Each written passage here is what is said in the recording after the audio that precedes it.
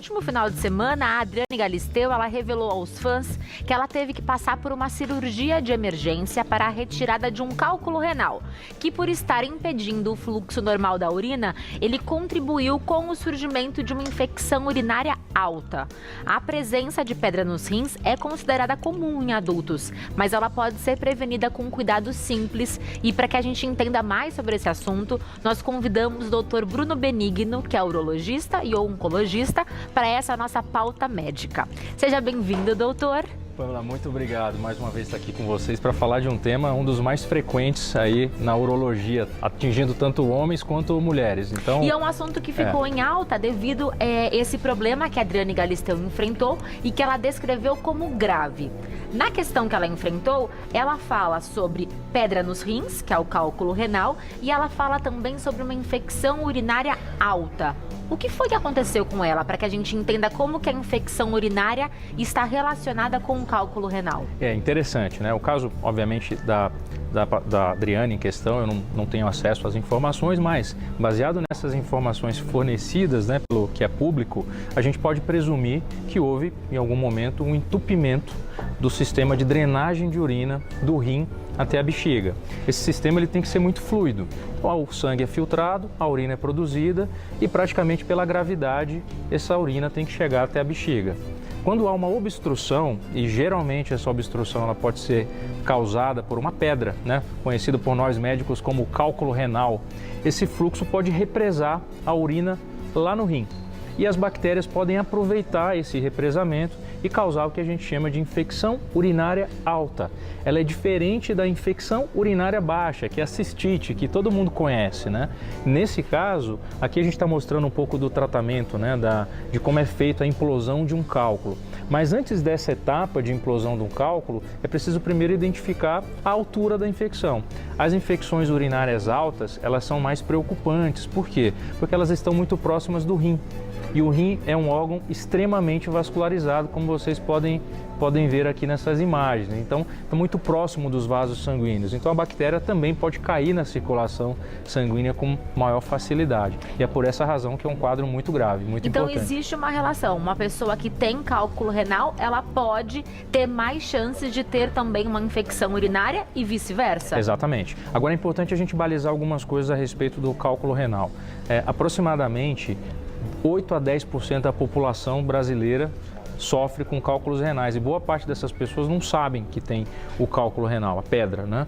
E dessas pessoas que têm o cálculo renal, a gente sabe que há um aumento de 30% da incidência de cálculos no verão, que especialmente essa época do ano que nós estamos vivendo. E desses 8 a 10%, a gente está falando em torno de 16 milhões de brasileiros, nós sabemos que cerca de 500 mil deles vão precisar em um ano de assistência médica, quer seja por uma cólica renal ou mesmo no caso de uma obstrução levando a uma infecção urinária alta, que também é conhecida por nós médicos como pielonefrite. Ou seja, muitas pessoas podem ter um cálculo renal, podem ter a pedra no rim e não sentir nada a vida toda. Exatamente, é isso que eu queria mostrar para vocês aqui. Pode mostrar assim, o doutor tem um equipamento, um computador muito especial que a gente consegue entender assim, como que o corpo funciona. Bom, então deixa eu primeiro mostrar para vocês aqui o abdômen. Eu vou tirando por camadas aqui, tá, Pamela? Então a gente vai primeiro aqui abrir essa região do abdômen e percebam que o rim, ele é essa estrutura, formato de um feijão. Ele tem mais ou menos 8 a 10 centímetros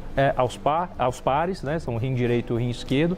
E a função do rim, basicamente, é fazer a filtração aqui do sistema do sangue.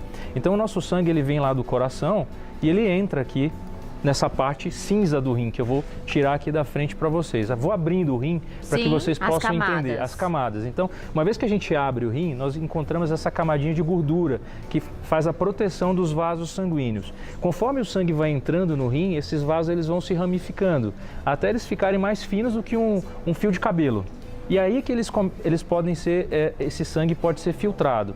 Aqui no rim existe uma estrutura chamada de papila renal. Então vou chegar bem perto do rim aqui para vocês, tá? E ó, então o que a gente está vendo? O rim por dentro. Perceba que eu já desenhei aqui uma pedrinha nessa região. Que está interrompendo mesmo esse bom funcionamento. E olha só, tá vendo essa parte vermelha? Isso a gente chama de papila renal, ou papila do rim.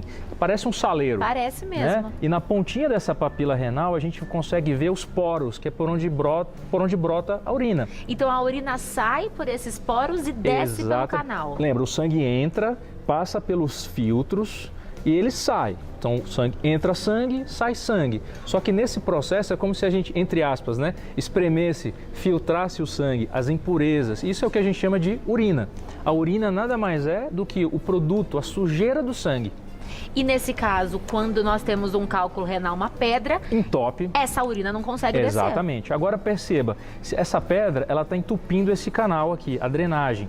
Então, toda vez que o fluxo de urina é interrompido, eu vou desenhar aqui num outro ponto, olha. Imagina agora que essa pedrinha desceu e ela está nessa área aqui, ó. Eu vou desenhar ela bem aqui, ó. Eu vou desenhar uma pedra grande, ó. Então, imagina que a pedra parou agora aqui. O que vai acontecer? Vai começar a aumentar a pressão dentro do sistema. O rim vai começar a tentar contrair para expulsar a pedra. Isso aumenta a pressão dentro do sistema e é aí que o paciente tem a famosa cólica de rim. Então a primeira mensagem aqui é: nem todo mundo que tem pedra no rim vai ter cólica de rim. Porque se o rim não fizer esse trabalho, eu não vou sentir nada. Exatamente. Isso é grave, não é? É grave, porque o que nós percebemos é o aumento da pressão dentro do rim. Se a pressão está baixa, está tudo bem. Só que existe um detalhe nessa história, que em alguns casos o paciente pode ter uma dor rápida, transitória, e ele acha que não é nada. Que passou. Passou, foi tudo bem. Teve uma dorzinha, ficou com náusea, ficou com vômito alguns dias e foi para casa. E ele acha que pelo fato de ter parado a dor, está tudo bem. Mas na verdade a pedra pode ainda estar lá. E aí o paciente pode evoluir com o quadro da infecção urinária alta. E o rim pode ir perdendo gradativamente. Então por isso que eu falo para os pacientes, para quem está nos assistindo, o fato de você ter melhorado a dor pode ser duas coisas. Primeiro, a pedra saiu. Isso pode acontecer. Pode acontecer. E, na verdade, a grande maioria das vezes, pedrinhas de até 7 milímetros, elas podem ser eliminadas espontaneamente com a ajuda de anti-inflamatórios ou com remédios específicos para dilatar o canal. Quando a pedra vai ficando maior, a chance dela ser eliminada espontaneamente começa a diminuir. E aí que entra aquele vídeo que a gente passou aqui no começo, que vocês viram lá, uma sondinha, uma microcâmera entrando, exatamente para pulverizar essa pedra. Que aí são os tratamentos para que a gente consiga eliminar a pedra. Exatamente. O que é a pedra? Como que se forma esse cálculo renal? A pedra nada mais é do que um cristal, certo? A maioria das pedras são de um material chamado oxalato de cálcio, tá aí o exemplo das pedras. Elas podem ter densidade diferente. Nós temos pedras que lembram uma pedra pómez, e nós podemos ter pedras que parecem uma pepita, aquelas pedrinhas de praia. É uma pedra dura mesmo, Ela então. pode ser porosa ou ela pode ser dura. Isso a gente chama de densidade do cálculo. Como é que eu sei a densidade do cálculo? Através da tomografia. A tomografia me dá a densidade do cálculo. Então, quando o cálculo ele é muito denso, eu tenho dificuldade de fragmentar esse cálculo por um procedimento chamado litotripsia externa. O que é essa litotripsia? É como se a gente colocasse um equipamento que vai fazer uma vibração através da pele do paciente, isso não dói, né? E essa vibração fragmenta o cálculo. Mas se ele quebra essa pedra. E ele sai igual uma poeira. Só que se ele é muito duro, essa técnica, ou se ele é muito grande, essa técnica pode não funcionar. Então a gente tem que ir lá dentro do rim do paciente, que a gente chama de endoscopia, cateterismo, tem vários nomes, mas de forma simples. A gente entra com uma microcâmera flexível, vai lá no rim do paciente, olha, esse é o vídeo. Então a gente consegue com uma microcâmera flexível que não machuca o canal do paciente, chegar lá onde a pedrinha está, esse ponto verde aí que vocês estão vendo na tela, e a gente consegue filmar lá dentro. Agora a imagem que vocês vão ver é de dentro do ureter. Isso tem o diâmetro, é mais fino que uma caneta Bic. Colocamos uma fibra de laser, pulverizamos o cálculo e retiramos os fragmentos. Vocês já puxam, então já é feita a extração dessa exatamente. pedra. Isso a gente chama de lito, que é cálculo, tripsia, fragmentação interna, a laser. E tem a litotripsia externa, que aqui não precisa anestesiar o paciente, por ondas de choque.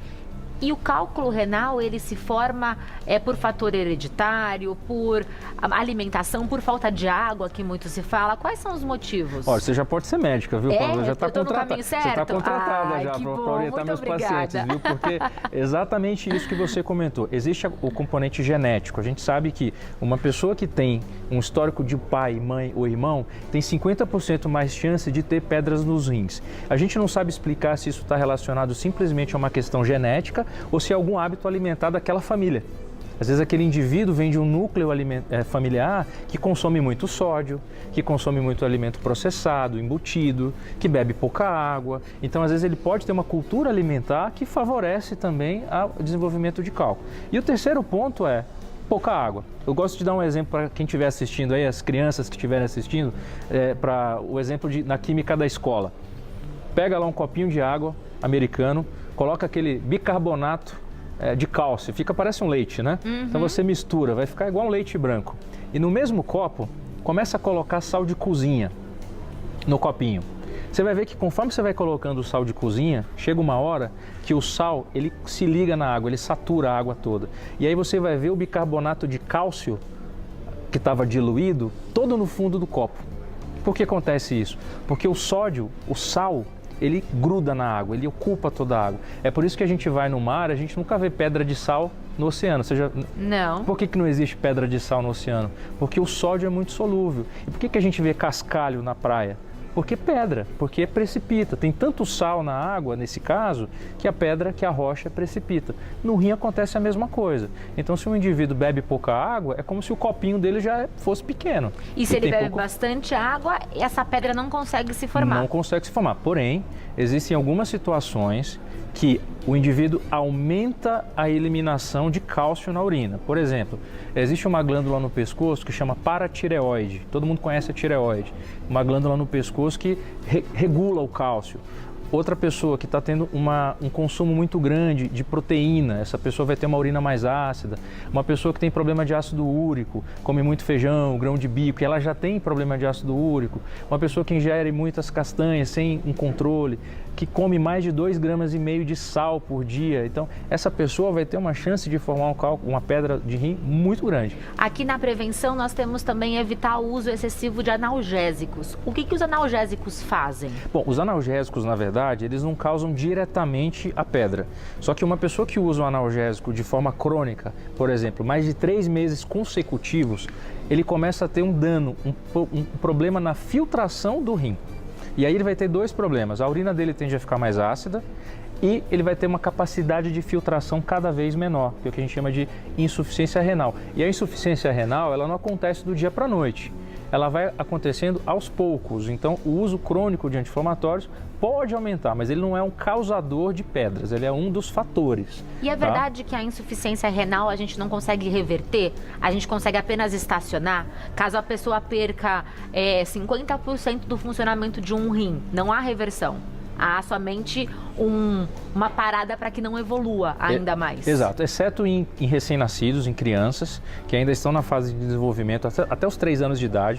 Algumas criancinhas podem nascer com um problema de obstrução no rim. Nesse caso, a gente consegue operar, mas como regra geral, não. Uma vez que o indivíduo, um adulto, ele perdeu aquele poder de filtração, ele não consegue recuperar e a gente consegue só remediar aquela evolução progressiva. Então, eu diria para você que quando a gente... e tem mais um detalhe que eu não posso deixar de falar, porque o intestino, ele é tão importante e interfere tanto no surgimento de pedra no rim.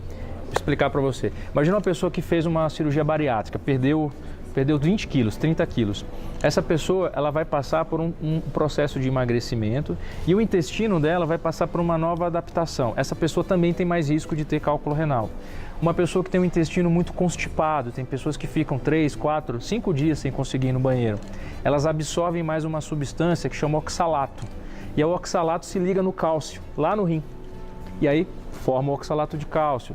Uma pessoa que tem diarreia crônica, então também pode ter mais propensão à pedra no rim. E aqui uma curiosidade, todo mundo acha que a gente tem que tirar o cálcio, né, da alimentação, mas você sabia que nessas situações, pelo contrário, a gente tem que até dar o cálcio nessa situação. Aumentar o consumo, então? Para fazer com que o cálcio se ligue não ao oxalato, não no rim, mas no intestino. e aí ele é eliminado sem ser absorvido. Então, vejam como é muito importante uma avaliação médica individualizada. Claro. E na questão do consumo de água, quanto que nós devemos beber de água? Excelente, ó, 2,5 litros a 3 litros de água por dia. Mas uma dica prática que eu digo para todos os meus pacientes, a única urina do dia que você pode ter com aquela cor de mais escura, concentrada, mais dourada, né? Exato. É a da manhã, é a primeira urina da manhã, porque você está 6 horas, 7 horas sem beber água, você está dormindo. Todas as outras urinas do dia têm que ser claras. E como regra prática que eu uso para mim, eu tenho uma regra seguinte: acordei, da hora que eu acordo até a hora do almoço, eu tenho que ir 3 vezes de manhã ao banheiro. Então a gente está falando em algo a cada 2, 3 horas no máximo. 3 horas no máximo. Não podemos segurar a urina. Exatamente. Isso faz mal também? Faz mal, mas se você faz isso cronicamente. Segurar a urina é um mecanismo normal, mas se você faz isso de forma crônica, outra coisa que pode acontecer, já estou puxando para disfunção miccional, mas às vezes as mulheres seguram muito e não estão em casa à vontade, não encostam no vaso sanitário e criam um reflexo de urinar de cócoras sem encostar, por questões de higiene, obviamente. Só que isso pode criar uma dificuldade do esvaziamento da bexiga também. E aí a gente pode levar a outros problemas relacionados a pedras na bexiga, a infecção urinária de repetição. Então tem uma série também de hábitos que o indivíduo pode desenvolver que vão aumentar a chance dele ter uma infecção urinária ou um cálculo renal, uma pedra no rim. Ainda falando sobre a urina, a Suzana mandou uma pergunta pra gente no @GazetaMulheres, que ela diz que sempre nos exames de urina dela há presença de sangue na urina. Há relação entre presença de sangue na urina com problema renal? Sim, há relação. Então, se a gente pegasse 100 pessoas com o mesmo problema que ela acabou de relatar, sangue na urina, a gente tem que primeiro separar essas pessoas em dois tipos, né? 2 grupos. Aquelas que têm o sangue vivo, né? Então, ela vê o sangue ali, nítido na urina, tá? E aquelas pessoas que descobrem no laboratório. Então, elas vão fazer um exame de rotina, de acompanhamento e de repente aparece lá sangue. Fala, ué, nem sabia que tinha sangue. Então, no primeiro grupo, que são as pessoas que têm o sangue vivo, a principal causa é a infecção urinária, cistite. Então, a grande maioria das vezes as pessoas têm infecção urinária, né? Ou uma pelonefrite, ou ela pode ter uma inflamação na bexiga, ou uma pedra no rim. Já as pessoas que têm o sangue invisível, que a gente chama de microscópico, as causas são outras. As principais causas são as cistites crônicas. A pessoa nem sabe, às vezes, que tem uma infecção bacteriana, uma cistite crônica, pode ser o cálculo renal. Existe também o sangramento da urina do atleta. O que é o do atleta? Um indivíduo que faz atividade física, então ele corre lá 10, 12, 15 quilômetros e vai logo em seguida no laboratório para coletar um exame de urina. Então, às vezes a gente vê sangue ali na urina. Pelo esforço. Pelo esforço. Então, é importante o médico também entender em que contexto que aquele exame foi coletado, mas sempre deve ser investigado, especialmente se o indivíduo for tabagista, porque aumenta o risco de câncer de bexiga. Falando sobre exames, a Sueli te pergunta quais são os exames que vocês fazem para ter certeza que a pessoa está com uma pedra no rim? Tá, o exame, Sueli, que é a gente chama de padrão ouro, né? O melhor é uma tomografia.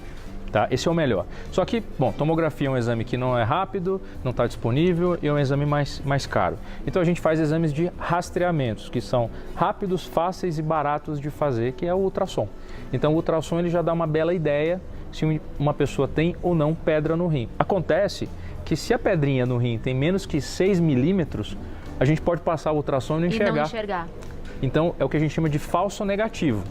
Então, se você já tem um histórico de pedra no rim e quer realmente saber, provavelmente o seu médico vai pedir um exame de imagem para confirmar que é a tomografia. E uma vez que confirmou, nós fazemos um exame chamado urina de 24 horas, que é uma análise da urina em 24 horas. Não é esse exame de urina normal, que você vai lá e põe ali 30, 40 ml no potinho. Não, esse é um exame que você coleta a urina do paciente em 24 horas para analisar cálcios, o sódio, o potássio, o fósforo. Através de sonda? Não. Isso, não, a pessoa urina, eu sempre oriento para os meus pacientes pegarem um domingo que vão estar em casa, então eles pegam no laboratório o frasquinho, toda vez que for urinar, deposita aquela urina naquele frasco do laboratório. Na segunda-feira, entrega e aí a gente recebe alguns dias depois a composição completa da urina, cálcio, fosfato, sódio, e baseado nisso eu vou ajustar a dieta, eu vou ajustar o estilo de vida, a gente vai ajustar a ingestão de água, porque o objetivo do médico principal é primeiro que o paciente não tenha cálculo e segundo que ele fique longe do centro cirúrgico. Então, esse é o ponto. A gente não pode, tem que ser muito claro com o paciente que tem pedra no rim, que ele não pode ficar vindo de cirurgia em cirurgia, né? Às vezes acontece isso. E é comum que a pessoa que tenha um cálculo renal desenvolva novamente. 50% de risco em 5 anos. Nossa, é altíssimo, Altíssimo. então. Se você teve um cálculo renal hoje, em 5 anos, tem 50% de chance de você ter um novo episódio. E falando sobre alimentos, a Edna te pergunta se é verdade que comer carambola dá pedras nos rins ou piora para quem já tem pedra. Não, olha, interessante. Vamos lá. Dois aspectos. A carambola é um cítrico. Então, se você é um indivíduo que tem uma formação de ácido de oxalato de cálcio, que é o tipo mais frequente, 90%, a carambola ela vai ser protetora, porque ela é rica em citrato. E o citrato evita a formação de pedras. Agora, a mesma carambola, no indivíduo que forma cálculo de ácido úrico, que depende de uma urina mais ácida, ela pode aumentar o risco. Então, a resposta para ela é depende. Depende do tipo de cálculo. Para alguns pacientes eu vou estimular a ingestão de cítricos, para outros eu vou estimular a ingestão de outros tipos de alimentos. Mas a carambola, na quantidade que a maioria das pessoas é capaz de consumir, dificilmente vai provocar, a não ser que ela seja realmente um grande fã de carambola. Que é difícil de encontrar, né? Se for uma grande fã de carambola, aí teremos problemas. Mas, em geral, o brasileiro não consome uma grande quantidade de carambola Tem no algum dia. Alimento proibido? Um alimento que proibido. Deve ser evitado com louvor. Com louvor, eu diria o excesso de sal, que não é um alimento, faz parte do tempero. Eu acho que se eu tivesse que escolher um grande vilão, sem sombra de dúvida, é a quantidade de sódio. Então, grave esse número. Um indivíduo de 70 a 80 quilos tem que ingerir no máximo 2,2 gramas de sódio por dia, o que vai dar mais ou menos 2,5 gramas de grau de sal de cozinha. E é bacana até a gente pegar aqueles pacotinhos, né, que os restaurantes oferecem para que a gente entenda exatamente essa quantidade. E tem que ler, Pamela, criar o hábito de virar a embalagem e olhar quantos miligramas de sódio tem por dia. Então, olha, se você pode ingerir até 2,5 gramas, são 2.200 miligramas de sódio por dia. Então, você sabia que em 50 gramas de salame, a gente tem 900 miligramas de sódio, ou seja... E trocar o tipo de sal? Porque a gente fala do sal marinho, do sal do Himalaia, do sal light. Vale a pena? Não, isso na verdade ganhou muita popularidade na culinária gourmet, o sal do Himalaia, porque ele é bonito de se ver, ele é rosa. Realmente ele tem uma concentração um pouco menor, mas se você observar mesmo no final do dia, não há uma diferença grande nessa concentração de sódio. E o que vale mesmo é o consumo global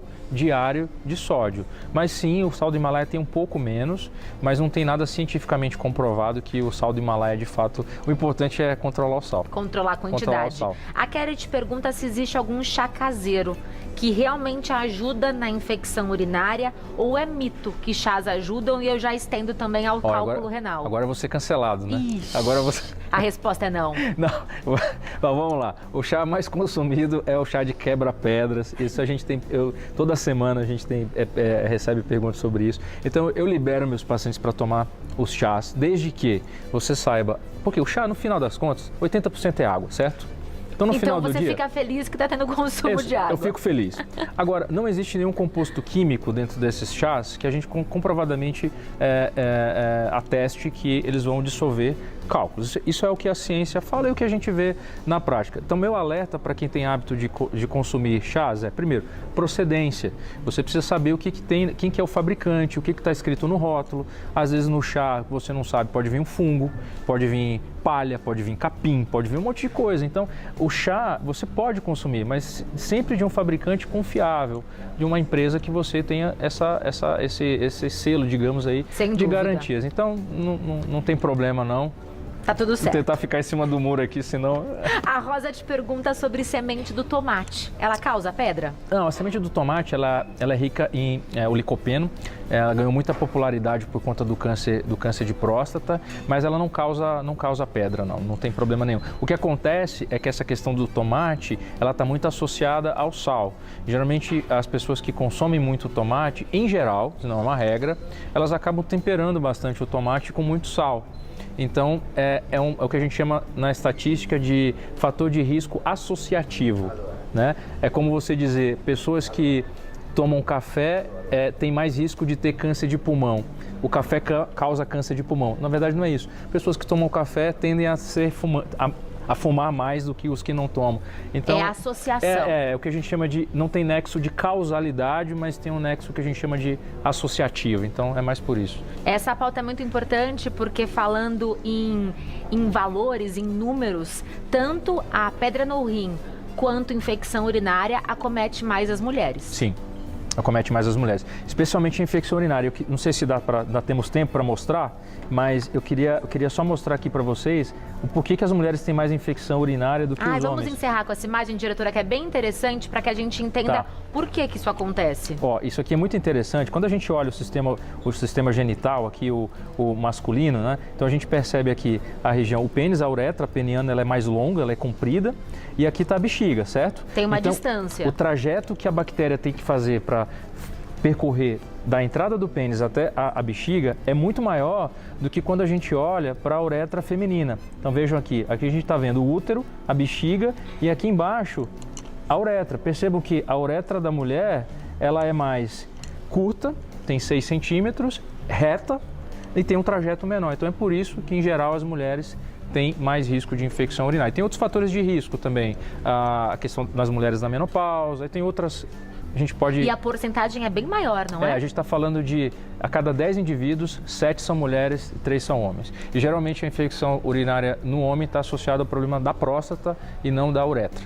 Muito interessante, muito obrigada. Que aula tivemos hoje? Obrigado, Pamela. Eu acho que para encerrar, vamos só repetir a quantidade ideal de água por dia e a de sal. 2,5 de água por dia. É fácil, 2,5 de água por dia, você quer daí para mais, e sódio, o sal de cozinha, de 2,5 gramas para menos. Para menos. Isso inclui todas as refeições. Todas as refeições. É isso aí. E não existe limite. Se eu quiser beber 4 litros de água, pode? Não, existe limite. Tem limite sim. também? Não, Tudo em excesso faz mal até a água? Tem pessoas que, por exemplo, têm problemas cardíacos, eles não podem beber, então há restrições a isso. Pessoas que têm insuficiência renal têm restrição de ingesta de líquido, uma pessoa que tem uma insuficiência cardíaca tem que tomar até 1 litro de água por dia, uma pessoa... Enfim, aí entram outras questões. Mas para pessoas saudáveis, 2,5 litros a 3 litros. E pode tomar tudo de uma vez? Porque tem gente que acorda, toma 2 litros de água e depois passa o restante do dia sem beber água e no fim da noite bebe meio litro e cumpre a meta. É indiferente? É interessante, você trouxe um ponto interessante. Eu nunca tinha parado para pensar nessa lógica, mas eu acho que deve fazer sim, porque se você ingere 2 litros logo no primeiro bloco da manhã, boa parte desse líquido já vai ser eliminado nas primeiras horas, certo? Porque você não vai usar esse volume. Então, no primeiro momento, você vai ter muito fluxo de urina, né? E logo depois, no restante do bloco do dia, você vai ter pouco fluxo de urina. Então, no final, o que importa é um fluxo contínuo, para o cristal não ter tempo de aglomerar, de agregar. Porque a pedra é um conjunto de cristais. Então, se você dá tempo para o cristal colar, vai ter mais pedra. Então, eu acho que vale mais a média do que o pico. Bom, aí é uma opinião. Concordo com você, doutor. Muito obrigada. Obrigado. Volte sempre. Você encontra mais informações no BR_Benigno. BR_Benigno. Obrigado. DR ou BR? É, DR de doutor. DR de doutor. DR_Benigno. Muito obrigada. Muito obrigado. Adorei. Obrigado. Que aula, viu, doutor? Obrigado.